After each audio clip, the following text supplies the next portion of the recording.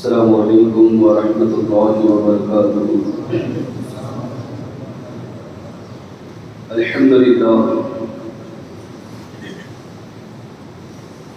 للہ وحدہ والصلاة والسلام علی من لا نبی بعد اما بعد۔ اعوذ باللہ من الشیطان الرجیم، بسم اللہ الرحمن الرحیم۔ وذكر فإن الذكرى تنفع المؤمنين۔ اللهم نور قلوبنا بالقرآن وزين أخلاقنا بالقرآن وأدخلنا الجنة بالقرآن ونجنا من النار بالقرآن۔ صدق الله العظيم وصدق رسوله النبي الأمين الكريم، ونحن على ذلك لمن الشاهدين والشاكرين والحمد لله رب العالمين۔ بعد توحید کے مت والوں، غوث اعظم کے جالسوں، آئیے کچھ عرض معروف سے قبل ہم اور آپ مل کر آقا نامدار، مدینے کے تاجدار، امت کے غمخوار، شاہوں کے تاج، آقاؤں کے آقا، ہم غلاموں کے محسن، یتیموں کے سہارا، بے آسروں کے آسرا، بے خانماؤں کے ماوا، غریبوں کے محب، مسکینوں کے ساتھی، مساوات کے حامی، صدق کا منبع، صبر کا معدن، خاکساری کا نمونہ، اولین انسان، محبوب ذیشان، مومن کا ایمان، صبح کائنات کے شمس الضحیٰ، شام کائنات کے بدر الدجا، محمد عربی روح خدا صلی اللہ تعالی علیہ وسلم کی بارگاہ میں جس طرح سے میں پڑھاتا ہوں میرے ساتھ مل کر پڑھی۔ الصلاۃ والسلام علیک یا رسول اللہ، الصلاۃ والسلام علیک یا حبیب اللہ، الصلاۃ والسلام علیک یا نبی اللہ، صلی اللہ تعالی علیہ وسلم۔ برادران ملت اسلامیہ، خطبہ مسنونہ کے بعد میں نے جس آیت کریمہ کی تلاوت کرنے کا شرف حاصل کیا، اللہ رب العزت مجھے حق کہنے، آپ کو حق سننے، ہم سب کو اس پر عمل کرنے کی توفیق عطا فرمائے۔ اللہ رب العزت کا فرمان ارشاد ہے، وَذَكِّرْ فَإِنَّ الذِّكْرَىٰ تَنفَعُ الْمُؤْمِنِينَ، اور نصیحت کیجئے۔ یہ نصیحت، کیونکہ نصیحت جو ہے یہ مومنین کو نفع دیتی ہے، فائدہ پہنچاتی ہے۔ ذکر کیجئے، وذکر، اللہ کو یاد کیجئے، اللہ کا ذکر کیجئے، لوگوں کے درمیان نصیحت کیجئے۔ یہ نصیحتیں یہ مومنین کو نفع دیتی ہے، فائدہ دیتی ہے۔ برادران ملت اسلامیہ، اب سوال یہ پیدا ہوتا ہے کہ سب سے زیادہ اگر کسی قوم کو سدھارنے کے لیے نصیحتیں ہوتی ہیں تو اگر آپ غور کریں گے تو آپ کو پتہ چلے گا کہ وہ قوم مسلم ہے۔ ہمارے یہاں نہ جنسوں کی کمی ہے اور نہ ہی اور تقاریر کی کمی ہے، یوٹیوب بھرے پڑے ہیں۔ اسی طرح ہر جمعہ کے اندر وعظ و نصیحت کا سلسلہ چلتا ہے، ہر جمعہ کے اندر نصیحت کی جاتی ہے۔ برادران ملت اسلامیہ، اللہ تبارک و تعالیٰ تو ارشاد فرما رہا ہے، وَذَكِّرْ فَإِنَّ الذِّكْرَىٰ تَنفَعُ الْمُؤْمِنِينَ، نصیحت کرو، نصیحت جو ہے یہ مومن کو فائدہ پہنچاتی ہے، لیکن معاشرہ جو ہے یہ سدھرنے کا نام نہیں لیتا۔ بلکہ بسا اوقات ہم سے کچھ لوگ کہتے بھی ہیں کہ اتنی اچھی تقریریں ہوتی ہیں، فائدہ کچھ نہیں ہوتا، اتنی اچھی تقریریں ہو رہی ہیں، اتنے تقریریں ہو رہی ہیں، اتنے پروگرامات ہو رہے ہیں، ہر روز پر پروگرام ہو رہا ہے، اس کے باوجود بھی لوگ سدھر نہیں رہے ہیں، لوگوں کو فائدہ نہیں پہنچ رہا ہے۔ اللہ تو فرما رہا ہے کہ مومنین کو نفع ہوتا ہے، نصیحت کیجیے، مومنین کو فائدہ پہنچتا ہے، لیکن وہ فائدہ آج ہم میں نظر نہیں آتا۔ برادران ملت اسلامیہ، سوچنا پڑے گا، کچھ نہ کچھ تو کمی ہے، کچھ نہ کچھ تو کمی ہے جس کی بنیاد پر جو فائدہ ہونا چاہیے وہ فائدہ نہیں ہو رہا ہے۔ برادران ملت اسلامیہ، آپ جانتے ہیں اللہ تبارک و تعالی آسمان سے بارش نازل فرماتا ہے. جب یہ بارش زمین پر گرتی ہے تو زمین سے سبزہ ہوتا ہے، اناج ہوتا ہے. لیکن آپ نے غور کیا ہوگا کہ بنجر زمین ہو، پتھریلی زمین ہو، تو ایسی بنجر زمین پر نہ سبزہ اگتا ہے نہ اناج ہوتا ہے. برادران ملت اسلامیہ، ہم کھیتی باڑی کرنے والے لوگ ہیں. آپ خود جانتے ہیں کہ جب ہم چاول کی فصل لگاتے ہیں تو زمین کو پہلے کیسے ہموار کرنا پڑتا ہے، پھر کیا کیا ڈھیلے کرنا پڑتے ہیں، اور اس کے بعد جو ہے اس سے فصل ہوتی ہے. تو زمین جو ہے اس پر اللہ کی رحمت نازل ہوتی ہے تو اس سے اسی وقت فصل نکلے گی جب زمین اچھی ہوگی، زمین کے اندر خرابی نہیں ہوگی، بنجر زمین نہیں ہوگی. برادران ملت اسلامیہ، اسی طرح ہمارے جسم کے اندر بھی ایک زمین ہے جسے اللہ کے رسول صلی اللہ علیہ وسلم نے فرمایا وہ تمہارا دل ہے. فرماتے ہیں علیہ السلام کہ اگر انسان کے جسم میں ایک گوشت کا لوتھڑا ہے، اگر وہ سنور جائے تو سارا جسم سنور جاتا ہے، اور اگر وہ بگڑ جائے تو سارا جسم بگڑ جاتا ہے.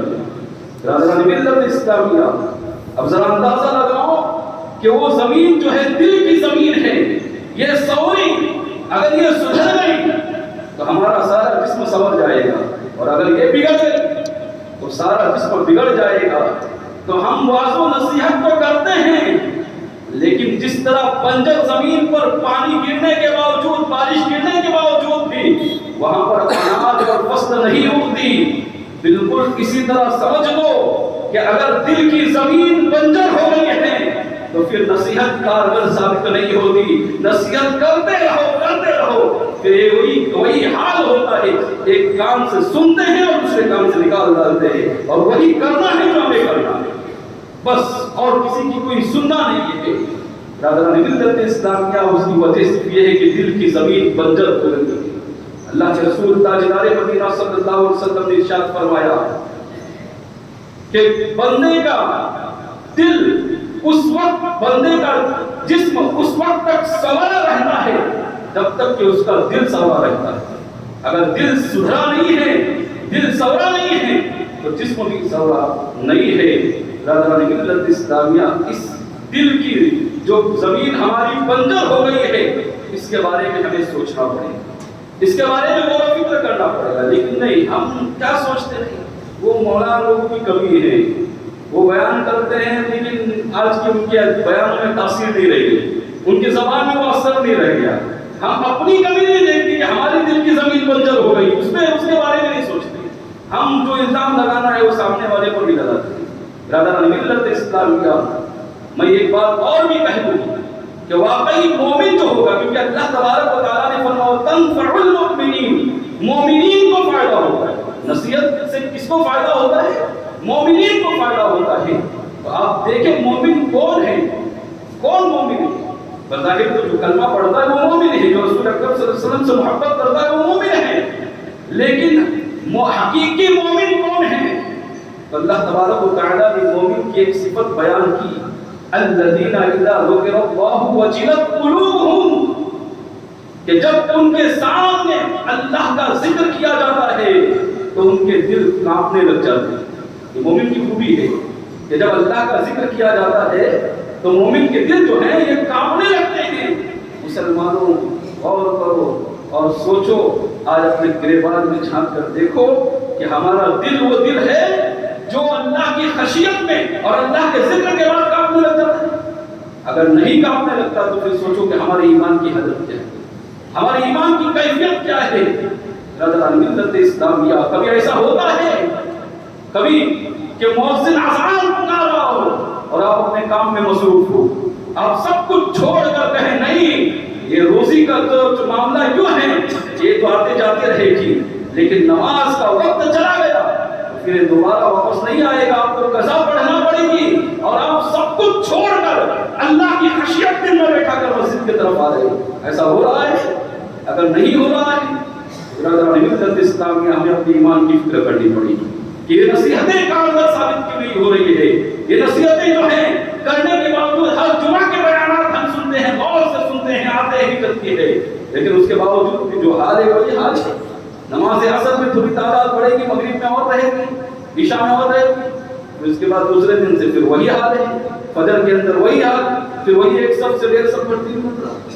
برادران ملت اسلامیہ یہ نصیحتیں ہم کو اثر اس لیے نہیں کر رہی ہے کیونکہ ہمارے دل کی زمین بنجر ہو گئی ہے۔ ہمارے دل کی بنجر زمین کو ہمیں ہموار کرنا پڑے گا۔ اس کے اوپر جو بنجر جو بنی ہے ہمارے دل، ہمارا دل، اسے اس بنجر کو دور کرنا پڑے گا، اور پھر اگر ہم نصیحت کو سنیں گے تو پھر اس پر عمل کرنے والے بن جائیں گے۔ جیسے ہی اذان کی آواز سنیں گے ہم مسجد کی طرف دوڑنے والے بن جائیں گے۔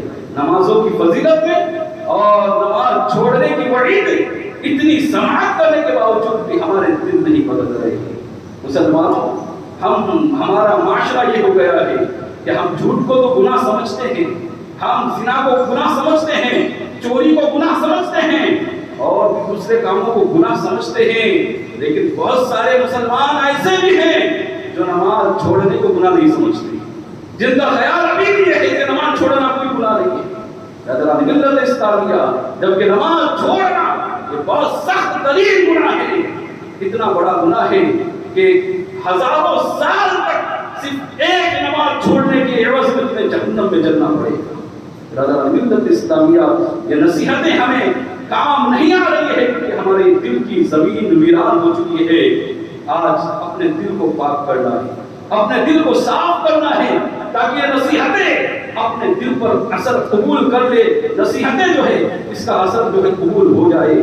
برادران ملت اسلامیہ، نماز کی پابندی کرنی ہے، نماز کو ہلکا نہ سمجھو، نماز کو چھوٹی عبادت نہ سمجھو، یہ اتنی اہم عبادت ہے، اتنی اہم عبادت ہے، جانتے ہو اس کا مقام کتنا بلند ہے۔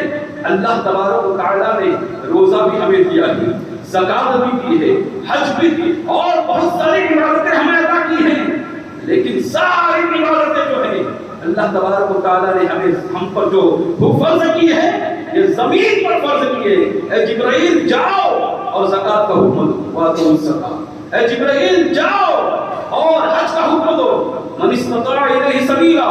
اے جبرائیل جاؤ اور قرآن کی تعلیم دو۔ یہ ساری چیزیں جو ہیں جو فرض تھی ہمارے اوپر، یہ سب کے سب جو ہیں یہ زمین پر احکام نازل کیے، لیکن جب نماز ادا کرنی ہوئی تو براہ راست اللہ تبارک و تعالیٰ نے زمین پر نہ دیا، بلکہ اپنے محبوب کو عرش پر بلایا، عرش سے بھی آگے بلایا، مقام نامقام سے بھی آگے بلایا، اور اپنے قرب خاص میں گناہ کر دیا، کہہ دیا کہ میں آپ کے اور آپ کی امتیوں پر نماز فرض کر رہا ہوں، براہ راست فرض کر رہا ہوں۔ اب سوچو کہ اس کا مقام کتنا بلند ہوگا، جو عرش پر بلا کر دی گئی، عرش سے بھی اوپر بلا کر دی گئی ہو، جو لامقام سے بھی آگے بلا کر دی گئی ہے، اس کا مقام کتنا بلند والا ہوگا۔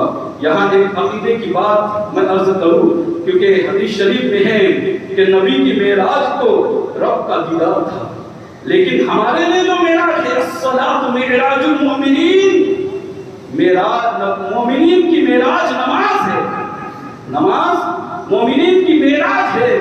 برادران ملت اسلامیہ، میں ایک مسئلہ آپ سے پوچھنا چاہتا ہوں، کوئی ہارڈ مسئلہ نہیں، آسان ہے، آپ سب جواب دے دو گے اس کا۔ یہ بتاؤ، ایک شخص رات میں سویا اور سونے کے بعد وہ فجر کی اذان کے لیے اٹھ نہ پایا، اذان سن کر بھی سوئے رہا، اور اس نے خواب میں نماز پڑھ لی، خواب میں فجر کی نماز پڑھ لی اس نے، اور پھر وہ اٹھا سورج نکلنے کے بعد اس کی نماز ہوئی یا نہیں ہوئی؟ نماز خواب میں پڑھا ہے اس نے، حقیقت میں نہیں پڑھا ہے، ظاہر سی بات اس کی نماز نہیں ہوگی۔ برادران ملت اسلامیہ، اس کو نماز قضا پڑھنا پڑے گی نا، کیونکہ خواب میں پڑھا ہے۔ تو میں پوچھنا چاہتا ہوں کہ جو مومن کی معراج ہے وہ خواب میں نہیں ہو سکتی، تو مصطفیٰ کی معراج خواب میں کیسے ہوگی؟ برادران ملت اسلامیہ، ماننا پڑے گا کہ آقا کی معراج بھی خواب میں نہیں ہوئی ہے، بلکہ جاگتے ہوئے ہوئی۔ برادران ملت اسلامیہ، تو میں عرض یہ کر رہا تھا کہ نماز ایک اہم عبادت ہے، اتنی اہم عبادت ہے نماز کہ جسے عرش پر کے بھی آگے بلا کر، لامکان سے بھی آگے بلا کر اپنے قرب خاص میں اللہ تبارک و تعالیٰ نے عطا فرمائی ہے۔ آج ہم اس نماز کو ہلکا سمجھتے ہیں، اس لیے چھوڑ دیتے ہیں۔ مسلمانوں، یہ نماز ہی ہے جو ہر قدم پر تمہیں کامیابی سے ہمکنار کرنے والی ہے. اور بے نمازی جو ہے اپنے آپ کو اونچا سمجھ رہا ہے, اچھا سمجھ رہا ہے, تو یہ صرف جو ہے دنیا کے اندر ہوگا.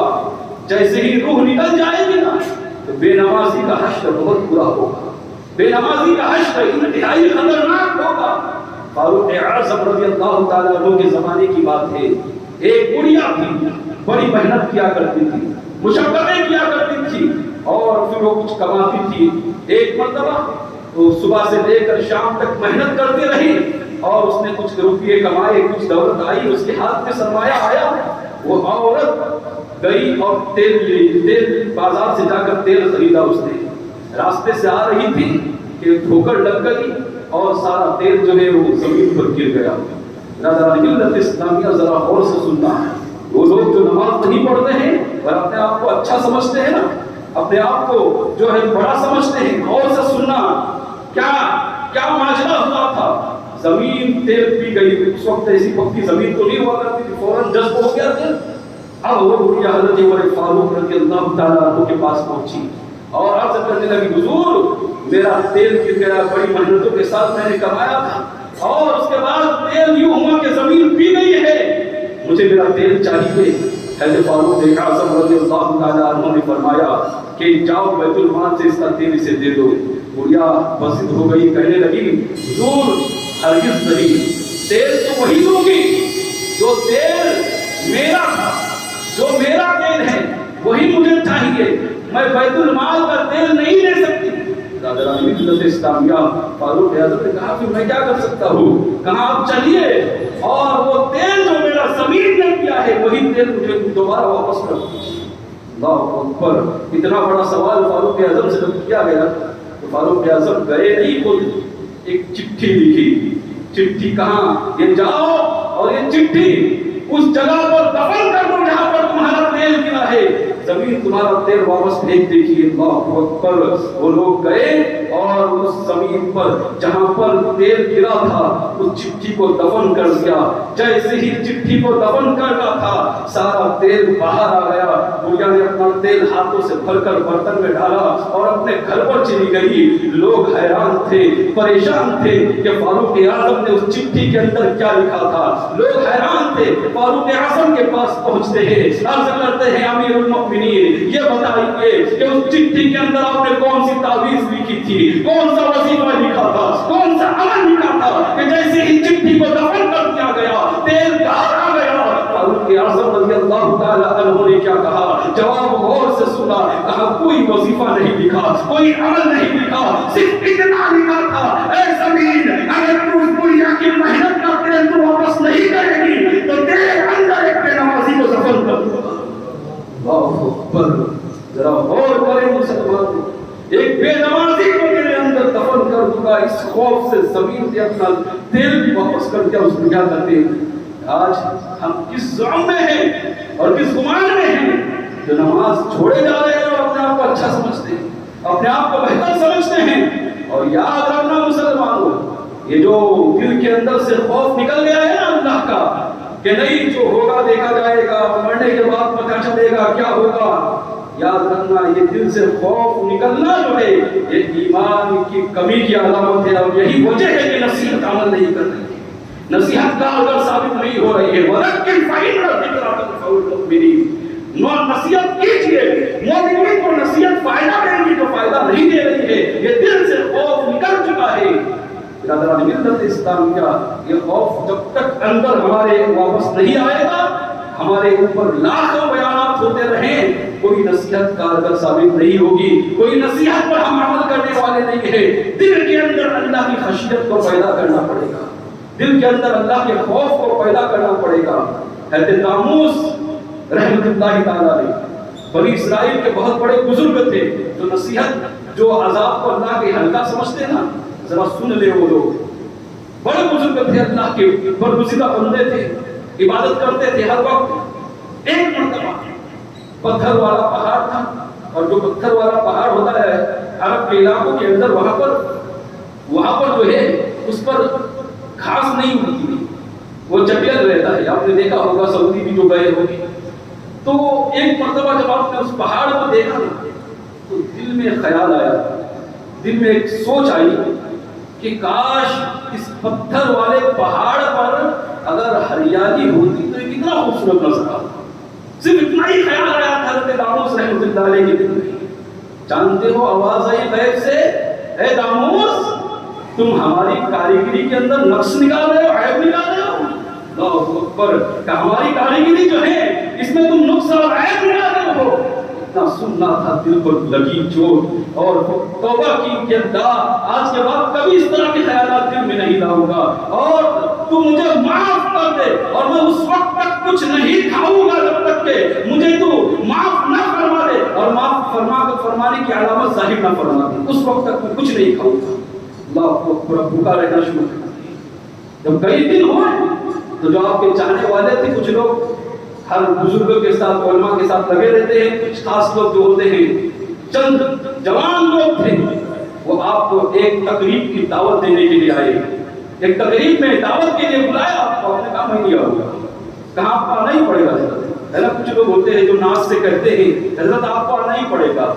ملت اسلامیہ جب اصرار بڑھا نا تو پوچھا گیا کہ حضور آپ کیوں نہیں آ رہے, اس کی وجہ بھی بتا دو. آپ نہیں آ رہے, ٹھیک ہے.